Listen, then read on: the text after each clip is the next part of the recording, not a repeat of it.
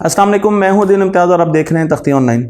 हम ये जानते हैं कि पौधे को बढ़ने के लिए, नशोनुमा पाने के लिए बैक्टीरिया की शदीद ज़रूरत होती है, क्योंकि बैक्टीरिया पौधे की जड़ के साथ जुड़ जाता है और उसे ज़मीन से नमकियात और पानी के हसूल के लिए आसानी देता है। इसके साथ साथ पौधे को फंगाई की भी बहुत ज़्यादा ज़रूरत होती है, क्योंकि वो भी दूर दूर से ज़मीन के अंदर से पानी और नमकियात लेकर आती है। ये दो चीज़ें ऐसी हैं कि अगर ये प्लांट को, एक पौधे को ना मिले तो पौधा 3 हफ्ते से ज़्यादा सरवाइव नहीं कर सकेगा। लेकिन बैक्टीरिया का काम पौधे को सिर्फ मदद देना और उसे खुराक के हसूल में आसानी पैदा करना ही नहीं है, इसे हम बहुत ज़्यादा फ़ायदा उठा सकते हैं।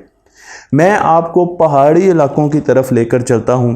जब भी आप पहाड़ी इलाकों में जाते हैं तो वहां पर आपको एक प्लांट बार बार नज़र आता है, जो कि इस तस्वीर में भी आपको दिखाया गया है, जिसे अल्पाइन प्लांट कहा जाता है। हर जगह पहाड़ियों पर फैला हुआ नज़र आता है और इस पौधे की ख़ास बात यह है कि ये पौधा ज़मीन को टूटने से, उसकी इरोजन को बचाता है। तो पहाड़ों पे जहाँ पर इरोजन बहुत ज़्यादा होती है, मुख्तलिफ़ वजूहात की वजह से, बारिशों की वजह से और बहुत सी मुख्तलिफ़ वजूहात की वजह से, तो अगर ये पौधा वहाँ पर लगा हुआ और इसने कारपेट बिछाया हुआ है तो वहाँ पर पहाड़ों की इरोजन कम से कम होगी। ये भी रिसर्च में पता चला कि अगर इस पौधे के पत्ते ज़्यादा हों और इसकी जड़ बड़ी हो तो फिर इरोजन उतनी ही स्लो होती है। यानी हमें ऐसे अल्पाइन पौधे चाहिए जिनके पत्ते ज़्यादा से ज़्यादा हों और जिनकी जड़ें घनी हों, ज़मीन के अंदर तक हों। लेकिन ये काम हम कैसे कर सकते हैं? एक तरीका तो ये है कि हम जेनेटिकली इस पौधे को मॉडिफाई करें। लेकिन क्या इसके जीनोम को छेड़े बगैर भी ये काम किया जा सकता है? जी बिल्कुल किया जा सकता है और यही किया जा रहा है। मैं आपको यहाँ पर एक अल्पाइन ट्री पर की गई रिसर्च का बता रहा हूँ, जिसमें उसे बैक्टीरिया दिया गया, फ्रेंडली बैक्टीरिया दिया गया, और उसके बाद उसकी जड़ के जो थ्रेड्स थे, जो हेयर्स थे, जो बाल थे, वो आप देखें कि बहुत तेज़ी से बढ़े और बहुत ज़्यादा घने हुए। अब ये जड़ एक तो ज़मीन को बहुत ज़्यादा पकड़ के रखेगी, होल्ड करके रखेगी, इस वजह से ज़मीन इरोड नहीं करेगी, और उसके साथ साथ पानी और मिनरल्स भी लेकर आएगी। बहुत से रिसर्च ग्रुप एक्सपेरिमेंट कर रहे हैं ऐसी जड़ों पर और अल्पाइन ट्रीज़ पर। तो ये तो एक एप्लीकेशन थी जो कि इरोजन को रोक सकती है, लेकिन उसके साथ साथ बैक्टीरिया पौधों की और भी बड़े तरीक़ों से मदद करता है। मैं आपको एक ख़ास बीमारी की तरफ लेकर चलता हूँ, जिसे फायर ब्लाइट कहा जाता है। ये बीमारी सेब के और नाशपाती के फूलों को और फलों को लगती है।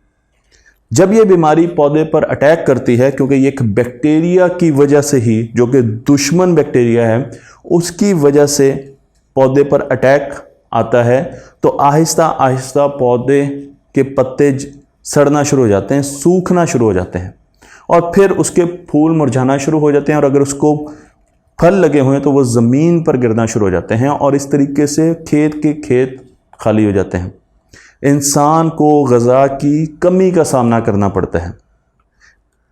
अहम बात यह है कि ये बीमारी एक जगह से दूसरी जगह भी ट्रैवल कर सकती है, कंटेजियस भी है, और इसको एक जगह से दूसरी जगह, एक फूल से दूसरे फूल तक ले जाने के लिए क्या चीज़ें कारामद होंगी?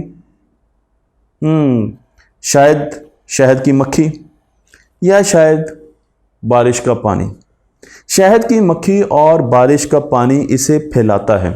अगर ये एक पौधे को हुई तो उसे ज़्यादा पौधों तक लेकर जाता है। लेकिन अब हमें इसका तदारुक चाहिए, और इसका तदारुक कहाँ से आएगा? वो भी आएगा बैक्टीरिया से, लेकिन अब ये अच्छा बैक्टीरिया है।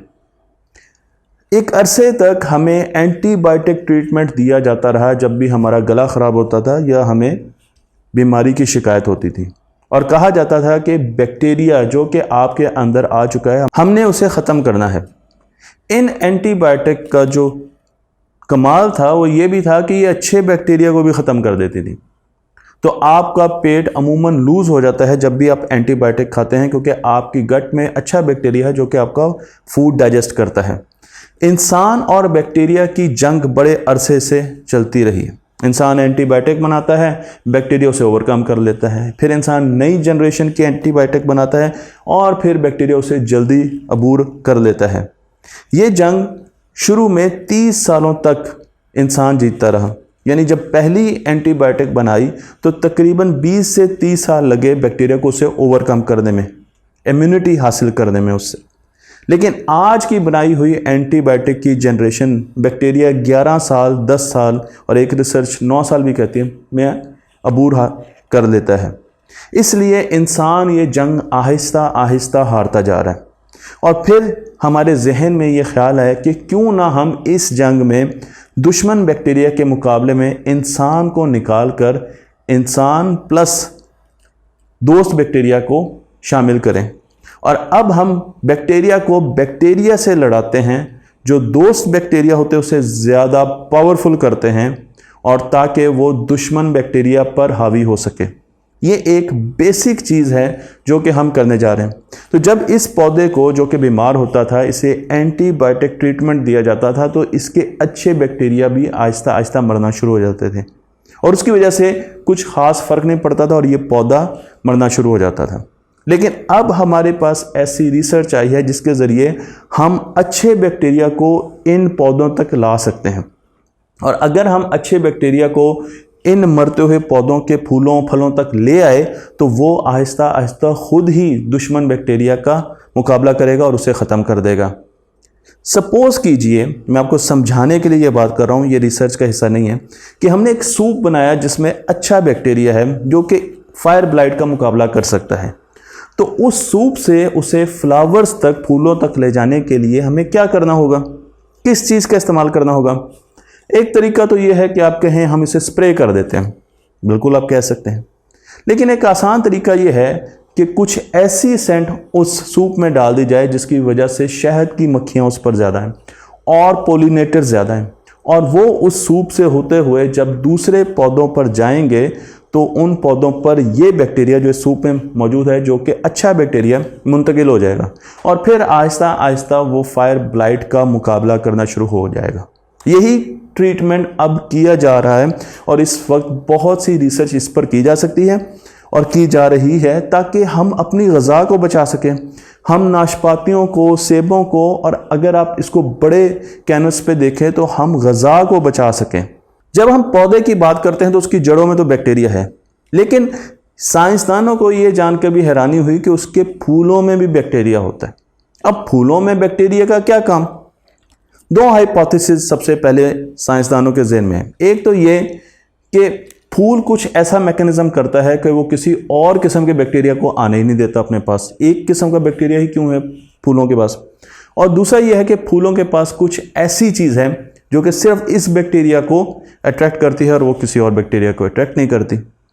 अब इस पर रिसर्च शुरू हो गई और फिर हमें आहिस्ता आहिस्ता पता चला हर फूल सेंट प्रोड्यूस करता है, खुशबू प्रोड्यूस करता है।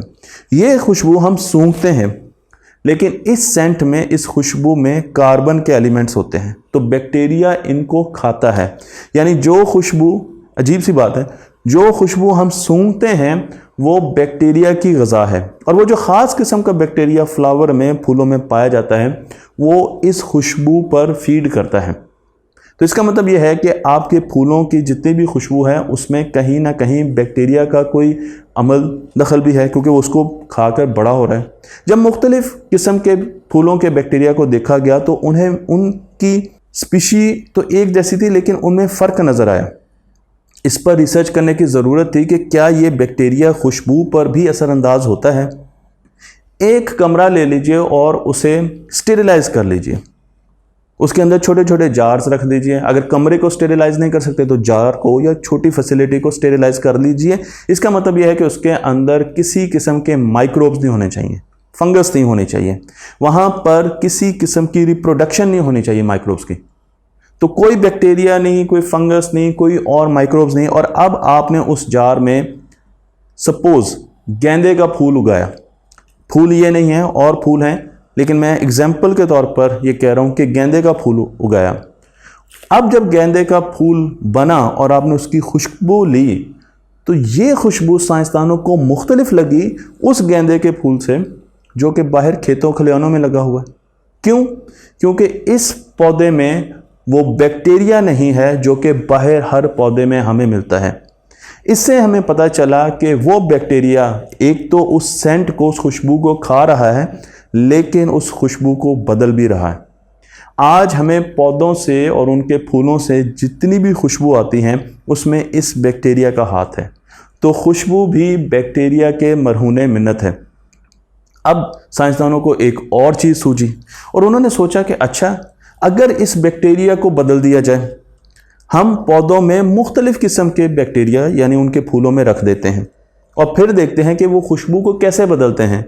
तो उन्होंने बहुत से एक ही पौधे के बहुत से प्लांट्स लिए और उनके फूल निकले हुए थे और उन पर मुख्तलिफ बैक्टीरिया को रख दिया। तो उन्हें एहसास हुआ और बड़ी जल्दी उन्होंने ये चीज़ देखी कि एक और ख़ास किस्म का बैक्टीरिया, और उस पर बहुत ज़्यादा पॉलिनेटर्स आ रहे थे। उसकी खुशबू इतनी अच्छी थी कि शहद की मक्खियाँ आ रही थी, मुख्तलिफ और किस्म के इंसेक्ट आ रहे थे, परिंदे आ रहे थे। उस पौधे पर बहुत से पॉलिनेटर्स आए और जब उस पर बहुत ज़्यादा पॉलिनेटर्स आए तो फिर क्या हुआ? फिर उस पर बड़े पैमाने पर कई पौधों पर एक्सपेरिमेंट किया गया तो पता चला कि वहाँ पर उस पौधे पर जो बहुत से पॉलिनेटर्स आए थे, ये बात मैं कर रहा हूँ रॉबर्ट आर जंकर, जर्मनी से इनका ताल्लुक है, इन्होंने ये एक्सपेरिमेंट किए।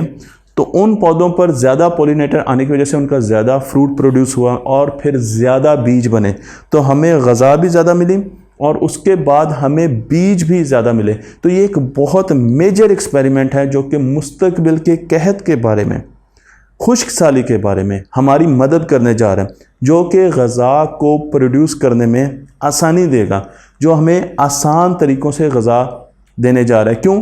क्योंकि ये बैक्टीरिया जो हमने नए तजर्बे में फूल के अंदर रखा, ये बैक्टीरिया तो हर जगह मिलता है, आम है। हमने ना तो फूल को जेनेटिकली मॉडिफाई किया, हमने ना ही उसे तब्दील किया, उसकी साख को बदला।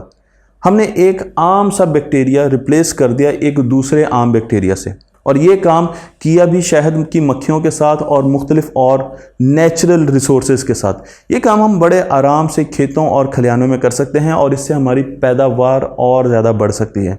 तो बैक्टीरिया के क्या क्या काम थे? एक तो ये था कि वो पानी और मिनरल्स लेके आता है। कुछ काम जो मैंने, एक ये कि वो ज़मीन को इरोजन से बचाता है, एक ये भी कि वो मुख्तलिफ किस्म के मेटल्स को भी डिकम्पोज करता है, जो मैं अलग वीडियो में बता चुका हूँ। और उसके साथ साथ अब खुशबू और फलों और खाने के अज्जा की पैदावार को भी बढ़ा सकता है। लेकिन अभी बैक्टीरिया पर हमने पूरी रिसर्च नहीं की। मेरा ये मानना है और मेरा ये सोचना भी है कि हमें बैक्टीरिया ऐसे भी मिलेंगे जो कि पौधों को स्पेस में ले जाने में मदद देंगे। उन जगहों पर जहाँ पर कार्बन डाइऑक्साइड नहीं है, उन जगहों पर जहाँ पर शायद रोशनी नहीं है, उन जगहों पर जहाँ पर पानी नहीं है, वहाँ पर भी हम बैक्टीरिया के साथ ऐसे पौधे प्रोड्यूस कर पाएंगे फ्यूचर में। इस पर रिसर्च तो हो रही है, लेकिन अभी तक इसमें बहुत ज़्यादा कामयाबी नहीं हासिल हुई, जो कि स्पेस में उग सकेंगे। तो अब ऐसे बीज जो कि इस किस्म के एक्सपेरिमेंट्स के बाद बनाए जाएंगे, आपके ख्याल में उनकी पैदावार ज़्यादा होगी या कम? और जो कंपनीज़ उन बीजों को होल्ड करेंगी, उनकी मुस्तकबिल की ताकत क्या होगी? तख्ती ऑनलाइन को लाइक कीजिए, शेयर कीजिए और इस इल्म को दूसरों तक पहुंचाते रहिए।